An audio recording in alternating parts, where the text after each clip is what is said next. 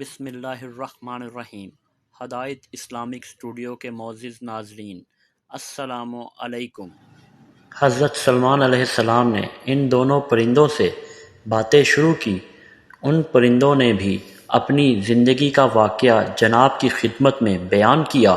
حضرت سلمان علیہ السلام نے ان کا ہدیہ قبول کر لیا اور لشکر کو وہاں سے ایک طرف موڑ دیا تاکہ ان کے انڈے پیروں میں نہ رول ڈالیں، اور ان کے سر پر دست شفقت پھیرا اور ان کے لیے دعا کی۔ حضرت سلمان علیہ السلام کی دعا اور ان کے ہاتھ کے مس کرنے کی وجہ سے ان پرندوں کے سر پر ایک خوبصورت تاج نکل آیا۔ ایک دن حضرت سلمان علیہ السلام نے چڑا دیکھا جو اپنی بیوی چڑیا سے کہہ رہا تھا، تم کیوں مجھ سے دور دور رہتی ہو؟ اگر میں چاہوں تو حضرت سلمان علیہ السلام کا مینار اپنی چونچ میں اٹھا کر پھینک سکتا ہوں۔ ہوا نے اس کی بات کو حضرت سلمان علیہ السلام تک پہنچا دیا۔ حضرت سلمان علیہ السلام اس کی بات سن کر مسکرائے، پھر ان دونوں کو طلب کیا اور چڑے سے فرمایا، تم کیسے میرے محل کا مینار اپنی چونچ میں اٹھا کر سمندر میں پھینک سکتے ہو؟ چڑے نے کہا، نہیں اے رسول خدا، مجھ میں ایسی طاقت نہیں ہے، لیکن بعض اوقات شوہر اپنی بیوی کے سامنے بڑا بنتا ہے اور شوخیاں مارتا ہے۔ ظاہر ہے عاشقی کسی بھی بات پر اس کی سرزش نہیں ہوتی۔ حضرت سلمان علیہ السلام نے چڑیا سے کہا، تم کیوں اپنے آپ کو شوہر کے حوالے نہیں کرتی ہو جبکہ وہ تمہیں دل سے چاہتا ہے؟ چڑیا نے جواب میں کہا، اے پیغمبر خدا، وہ عاشق نہیں ہے، فقط عشق کا دعویٰ کرتا ہے، کیونکہ وہ میرے علاوہ بھی کسی اور کے ساتھ بھی عشق کرتا ہے۔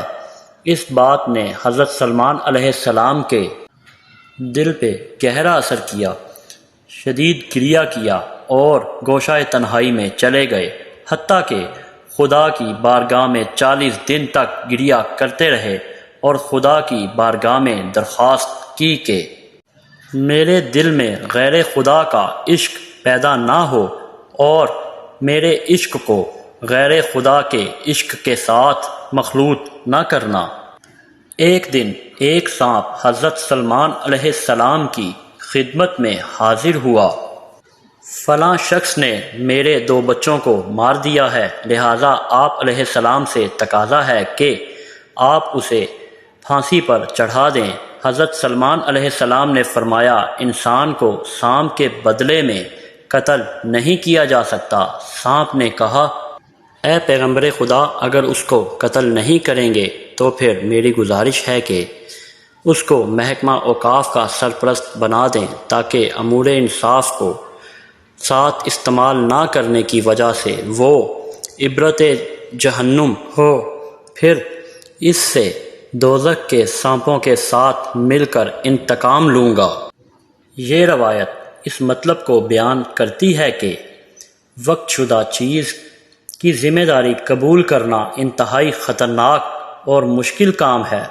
وہ لوگ جو ایسی ذمہ داری قبول کرتے ہیں، انہیں مکمل طور پر اس بات کی طرف متوجہ رہنا چاہیے کہ وہ ہمیشہ ہمیشہ کے لیے وادی جہنم کے کنارے کھڑے ہیں، ایسا نہ کہ وہ اس مکوفہ کا مال میں اپنی ذمہ داری انجام دینے میں کوتاہی کریں کہ اس کی سزا انتہائی سخت ہے۔